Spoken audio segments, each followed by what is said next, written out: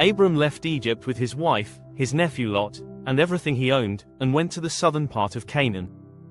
Abram was very rich, because he owned many sheep, cattle, and silver and gold. He moved from place to place in the southern part of Canaan and finally came to a place between Bethel and Ai, where he had camped before and had built an altar. There he worshipped the Lord. Lot also had sheep, cattle, and tents. There was not enough pasture land for them to stay together, because they had too many animals. So quarrels broke out between the herders of Abram and Lot. At that time the Canaanites and the Perizzites were still living in the land. Then Abram said to Lot, "We are relatives, and your men and my men shouldn't be quarreling. So let's separate. Choose any part of the land you want. You go one way, and I'll go the other." Lot looked around and saw that the whole Jordan Valley, all the way to Zoar, had plenty of water, like the garden of the Lord or like the land of Egypt. This was before the Lord had destroyed the cities of Sodom and Gomorrah, so Lot chose the whole Jordan Valley for himself and moved away toward the east. That is how the two men parted. Abram stayed in the land of Canaan, and Lot settled among the cities in the valley and camped near Sodom, whose people were wicked and sinned against the Lord. After Lot had left, the Lord said to Abram, "From where you are, look carefully in all directions. I am going to give you and your descendants all the land that you see, and it will be yours forever. I am going to give you as many descendants as there are specks of dust on the earth. If anyone could count the specks of dust, then they could count your descendants. Now, go and look over the whole land, because I am going to give it all to you." So Abram moved his camp and settled near the sacred trees of Mamre at Hebron, and there he built an altar to the Lord. 4 kings, Amraphel of Babylonia, Arioch of Elazar, Chedorlaomer of Elam, and Tidal of Goyim, went to war against 5 other kings, Bera of Sodom, Bersha of Gomorrah, Shinab of Admah, Shemeber of Zeboim, and the king of Bela, or Zoar. These 5 kings had formed an alliance and joined forces in Siddim Valley, which is now the Dead Sea. They had been under the control of Chedorlaomer for 12 years, but in the 13th year they rebelled against him. In the 14th year Chedorlaomer and the other 3 kings defeated the Rephaim in Ashtaroth Karnaim, the Zuzim in Ham, the Emim in the plain of Kiriahim, and the Horites in the mountains of Edom, pursuing them as far as Elparan on the edge of the desert. Then they turned around and came back to Kadesh, now called En Mishpat. They conquered all the land of the Amalekites and also defeated the Amorites who lived in Hazazon Tamar. Then the kings of Sodom, Gomorrah, Admah, Zeboim, and Bela got ready for battle and marched out to Siddim Valley to fight the 4 kings, Chedorlaomer of Elam, Tidal of Goyim, Amraphel of Babylonia, and Arioch of Elazar. There in the valley they fought. The valley was full of tar pits, and when the kings of Sodom and Gomorrah tried to run away from the battle, some of them fell into the pits, while the rest escaped into the mountains. The 4 kings took everything in Sodom and Gomorrah, including the food, and went away. Lot, Abram's nephew, was living in Sodom, so they took him and all his possessions. But a man escaped and reported all this to Abram, the Hebrew, who was living near the sacred trees belonging to Mamre the Amorite. Mamre and his brothers Eshcol and Anna were Abram's allies. When Abram heard that his nephew had been captured, he called together all the fighting men in his camp, 318 in all, and pursued the 4 kings as far north as Dan. There he divided his men into groups, attacked the enemy by night, and defeated them. He pursued them as far as Hobah, north of Damascus, and brought back all the loot, including his nephew Lot and his possessions, together with the women and the other prisoners. When Abram came back from his victory over Chedorlaomer and the other kings, the king of Sodom went out to meet him in the valley of Shaveh, also called the King's Valley. And Melchizedek, the king of Salem and also a priest of the Most High God, brought bread and wine to Abram, blessed him, and said, "May the Most High God, who made heaven and earth, bless Abram. May the Most High God, who gave you victory over your enemies, be praised." Abram gave Melchizedek 1/10 of all the loot. The king of Sodom said to Abram, "Keep the loot, but give me back all my people." Abram answered, "I solemnly swear before the Lord, the Most High God, maker of heaven and earth, that I will not keep anything of yours, not even a thread or a sandal strap." Then you can never say, "I am the one who made Abram rich. I will take nothing for myself. I will accept only what my men have used." But let my allies Anna, Eshcol, and Mamre take their share." After this, Abram had a vision and heard the Lord say to him, "Do not be afraid, Abram. I will shield you from danger and give you a great reward." But Abram answered, "Sovereign Lord, what good will your reward do me, since I have no children? My only heir is Eliezer of Damascus. You have given me no children, and one of my slaves will inherit my property." Then he heard the Lord speaking to him again, "This slave Eliezer will not inherit your property, your own son will be your heir." The Lord took him outside and said, "Look at the sky and try to count the stars. You will have as many descendants as that." Abram put his trust in the Lord, and because of this the Lord was pleased with him and accepted him. Then the Lord said to him, "I am the Lord, who led you out of Ur in Babylonia to give you this land as your own." But Abram asked, "Sovereign Lord, how can I know that it will be mine?"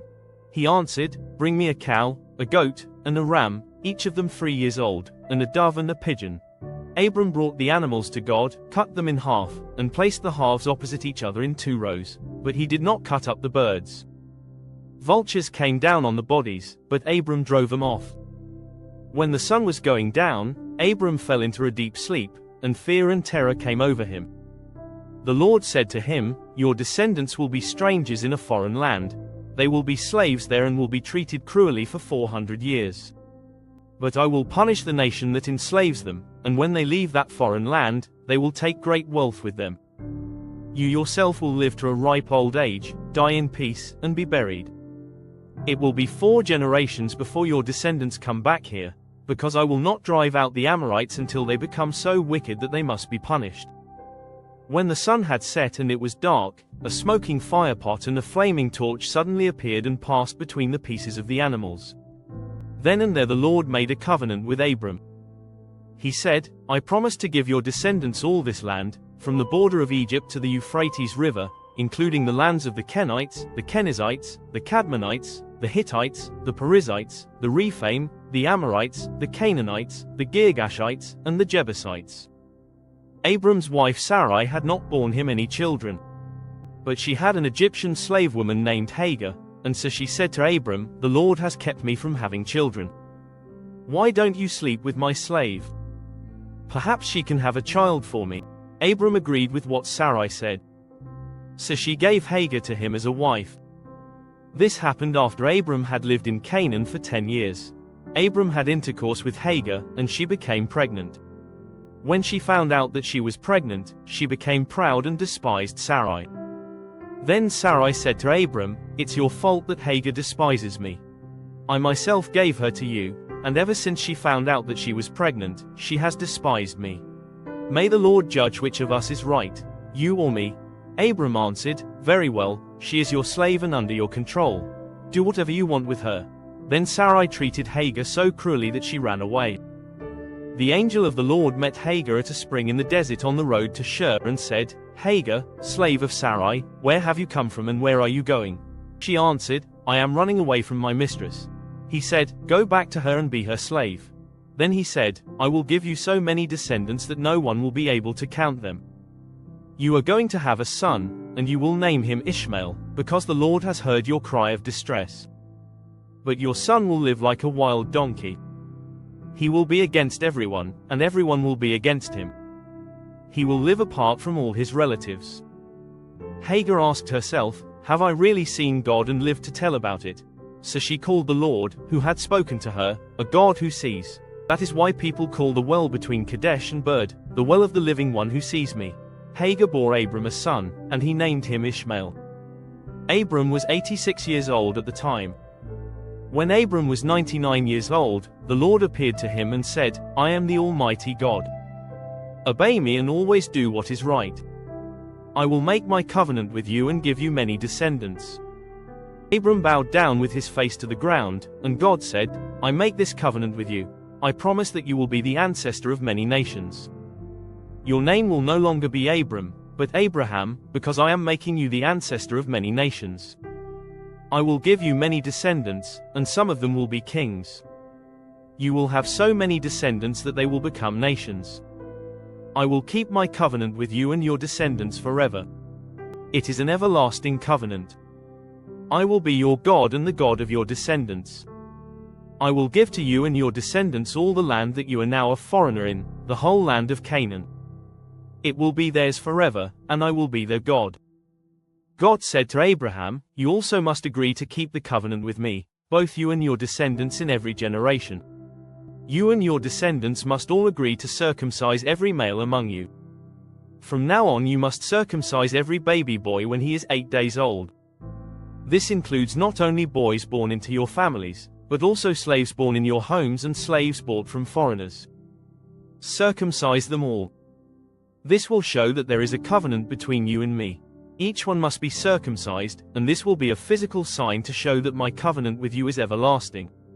Any male who has not been circumcised will no longer be considered one of my people, because he has broken my covenant. God said to Abraham, you must no longer call your wife Sarai. From now on her name is Sarah.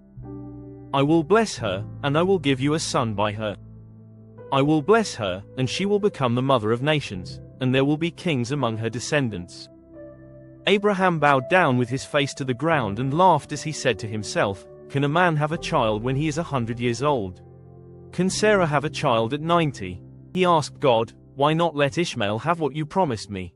But God said, no. Your wife Sarah will bear you a son, and you will name him Isaac. I will keep my covenant with him and with his descendants forever. It is true that I have heard your request about Ishmael. I will bless him, give him many descendants, and make him the ancestor of 12 princes. I will make him a great nation. But I will keep my covenant with your son Isaac, who will be born to Sarah about this time next year. When God finished speaking to Abraham, he left him. On that same day Abraham obeyed God and circumcised his son Ishmael and all the other males in his household, including the slaves. Abraham was 99 years old when he was circumcised, and his son Ishmael was 13. They were both circumcised on the same day, together with all Abraham's slaves.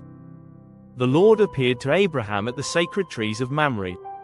As Abraham was sitting at the entrance of his tent during the hottest part of the day, he looked up and saw 3 men standing there.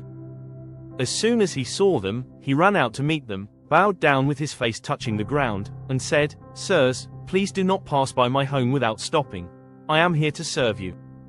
Let me bring some water for you to wash your feet. You can rest here beneath this tree. I will also bring a bit of food. It will give you strength to continue your journey.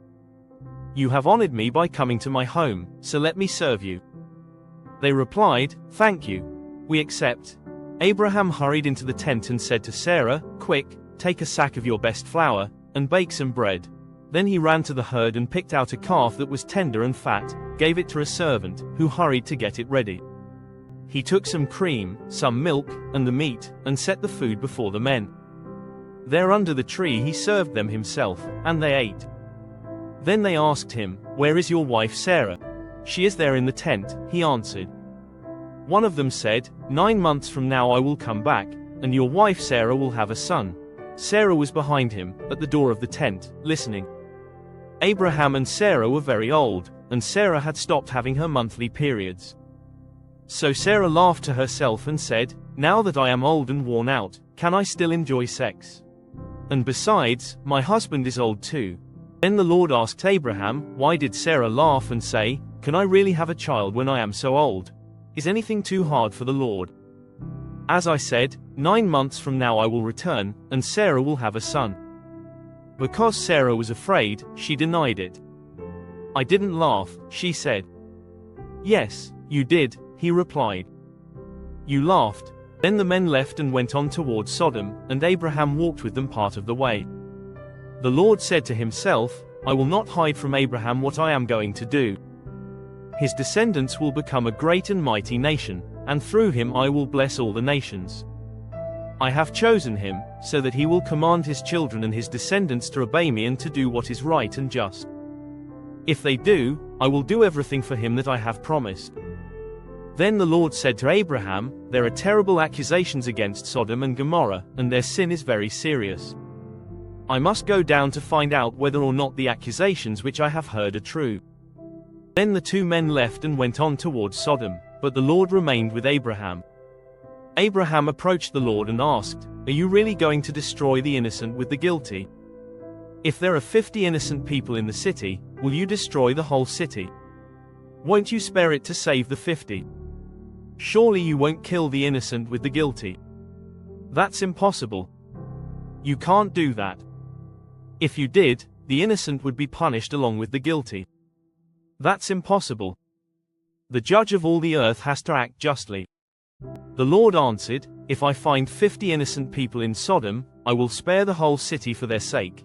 Abraham replied, please forgive my boldness in continuing to speak to you, Lord. I am only a man and have no right to say anything. But perhaps there will be only 45 innocent people instead of 50. Will you destroy the whole city for lack of 5? The Lord answered, I will not destroy the city if I find 45 innocent people. Abraham spoke again. Perhaps there will be only 40. He replied, I will not destroy it if there are 40. Abraham said, please don't be angry, Lord, but I must speak again. What if there are only 30? He answered, I will not do it if I find 30. Abraham said, let me take it upon myself to speak to you again, Lord. What if there are only 20? He replied, I will not destroy the city if I find 20. Abraham said, please don't be angry, Lord, and I will speak only once more. What if only 10 are found? He said, I will not destroy it if there are 10. After he had finished speaking with Abraham, the Lord went away, and Abraham returned home.